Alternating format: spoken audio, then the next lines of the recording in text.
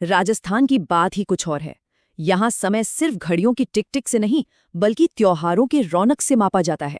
तो आज हम इसी रंगीन कैलेंडर की कहानी को समझने की कोशिश करेंगे कि आखिर ये सब कैसे काम करता है। चलिए शुरू करते हैं।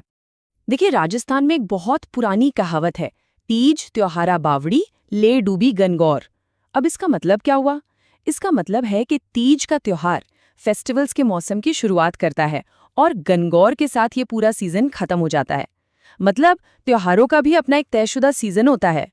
तो सवाल ये उठता है कि आखिर ये चक्र है क्या? ये कौन से कैलेंडर के हिसाब से चलता है और हमारी जनवरी फरवरी वाली तारीखों से इसका क्या कनेक्शन है? चलिए इसी पहेली को सुलझाने की कोशिश करते हैं। तो सबसे पहले हमें उस कैलेंडर को समझना होगा जो इन त्योहारों की पूरी लय, पूरी धुन तय करता है। और हाँ, ये हमारे ग्रेगोरियन कैलेंडर से एकदम अलग है।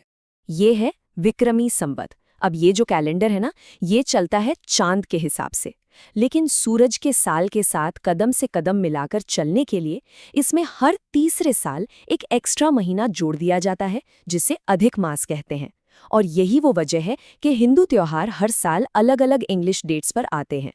और मजे की बात यह है कि इसमें हर महीना दो हिस्सों में बटा होता है। एक है कृष्ण पक्ष, मतलब जब चांद घटता है और रातें अंधेरी होती जाती हैं, और दूसरा है शुक्ल पक्ष, जब चांद धीरे धीरे बढ़ता है और रातें रोशन होती हैं। और कोई भी त्योहार कब मनाया जाएगा, ये इन्हीं पक्षों पर डिपेंड करता है। अच्छा, अब जरा इस टेबल पर एक नज़र डालते हैं। इससे हमें ये समझने में आसानी होगी कि ये हिंदू महीने हमारे जाने पहचाने अंग्रेजी कैलेंडर के महीनों से कैसे मेल खाते हैं। एक तरह से ये दोनों के बीच एक पुल का काम करता है। तो चलिए अब त्योहारों के सफ़र पर निकलते हैं।